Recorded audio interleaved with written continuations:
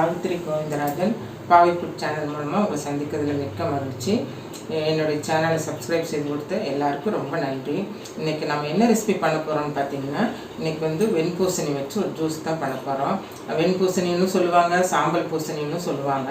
இந்த வெண்பூசணி பார்த்திங்கன்னா நீர்ச்சத்து அதிகமாக இருக்குது, நார்ச்சத்து நிறையா இருக்கிறதுனால உடம்புக்கு ரொம்ப நல்ல குளிர்ச்சியை கொடுக்கும். இந்த வெண்பூசணி ஜூஸ் பார்த்திங்கன்னா டைஜஷன் ப்ராப்ளம் சரியாகுது. அதே மாதிரி வெயிட் லாஸ் பண்ணுறவங்க கூட அடிக்கடி இது எடுத்துட்டா அதுவும் ரொம்ப நல்ல குணப்படுத்துது. அல்சர் இருக்கிறவங்க கூட எடுத்துக்கலாம்னு சொல்கிறாங்க.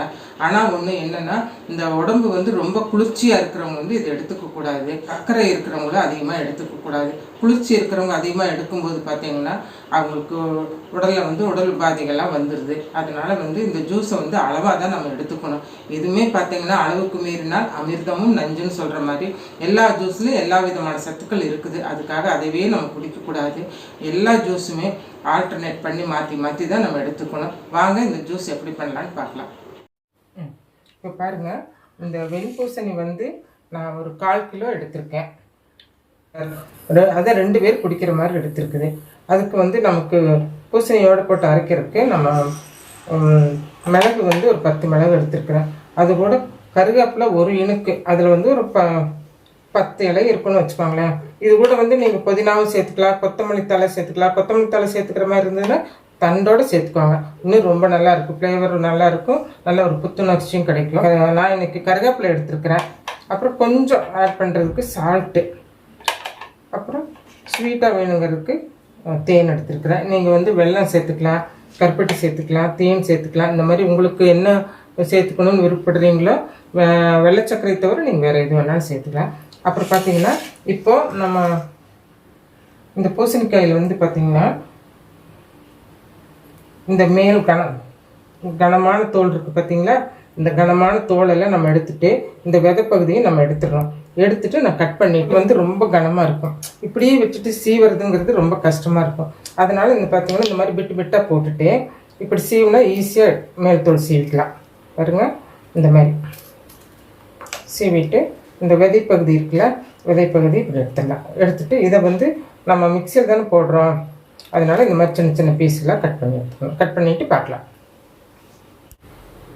இப்போ பாருங்கள், நம்ம இப்போ இந்த ஜூஸ் அடிக்கலாம். இப்போ நம்ம கட் பண்ணி வச்சுருக்கோம்ல, இதை இது கூட சேர்த்துக்கலாம்.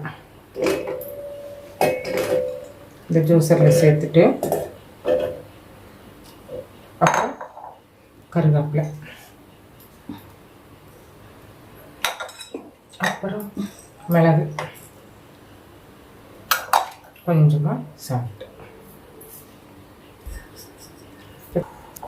இப்போ தண்ணி நான் ஒரு 1.5 கப் ஊற்றுறேன். அப்புறம் நம்ம அரைச்சிட்டு அப்புறம் நம்ம தேவைக்கு ஊற்றிக்கலாம். இப்போ இதை நம்ம அரைச்சிட்டு வந்துடலாம். இப்போ நம்ம மிக்சியில் அடிச்சுட்டு வந்தாச்சு. இப்போ இதை நம்ம வடிகட்டிக்குவோம்.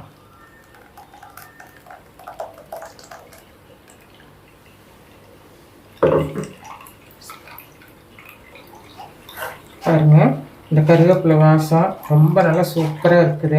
இந்த வெண்பூசணியோட வாசம்லாம் தெரியாது. இந்த கருவேப்பிலை போடும்போது கருவேப்பிலை ஸ்மெல்லு தான் இருக்கும், ரொம்ப நல்லா இருக்கும். இதை வடிகட்டிட்டு நமக்கு இதே பார்த்திங்கன்னா 2 பேர் குடிக்கலாம்.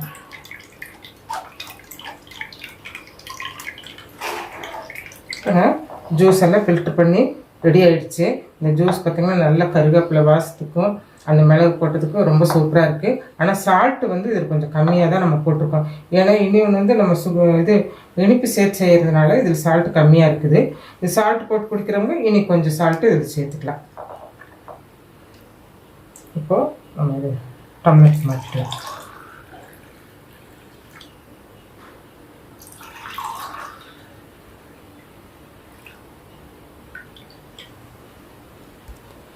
இப்போ இதில் ஒன்று சால்ட்டு, இனி ஒன்று நம்ம ஸ்வீட் போட்டு குடிக்கிறோம். நான் இதில் தேன் கலந்துக்கிறேன். இப்போ இதில் பார்த்தீங்கன்னா ஸ்வீட்டுக்கு வேண்டி நீங்கள் வெல்லம் சேர்த்துக்கலாம், இல்லைன்னா கொஞ்சம் கருப்பட்டி சேர்த்துக்கலாம். வெள்ளை சர்க்கரை தவிர நீங்கள் என்ன வேணாலும் சேர்த்துக்கலாம். நான் இப்போ தேன் சேர்த்துக்கிறேன்.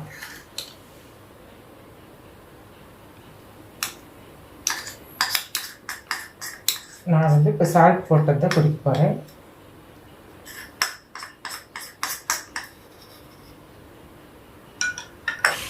இப்போ பாருங்கள், வெண்பூசணி ஜூஸ் வந்து 2 விதமாக ரெடி ஆகிருக்குது.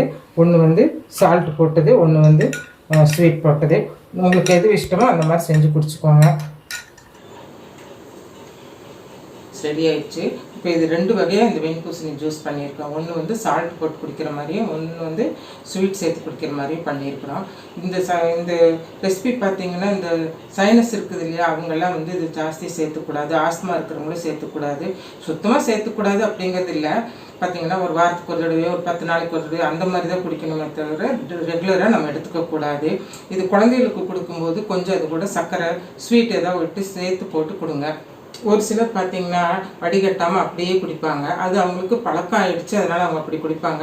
நம்ம புதுசாக குடிக்கிறவங்கெல்லாம் என்ன பார்த்திங்கன்னா ஃபில்டர் பண்ணி தான் குடிக்க முடியும். இது ரொம்ப நல்ல ரெசிபியும் கூட. இது அடிக்கடி சேர்த்துக்கோங்க உணவில். நமக்கு குளிர்ச்சியும் கிடைக்கும். உடம்புல வந்து எல்லா விதமான ஹெல்த் பெனிஃபிட்டும் இதில் இருக்குது. இந்த வீடியோ உங்களுக்கு பிடிச்சிருந்துச்சுன்னா லைக் பண்ணுங்கள், ஷேர் பண்ணுங்கள், சப்ஸ்கிரைப் பண்ண மறந்துடாதீங்க. மீண்டும் ஒரு புதிய வீடியோவில் சந்திப்போம். நன்றி, வணக்கம்.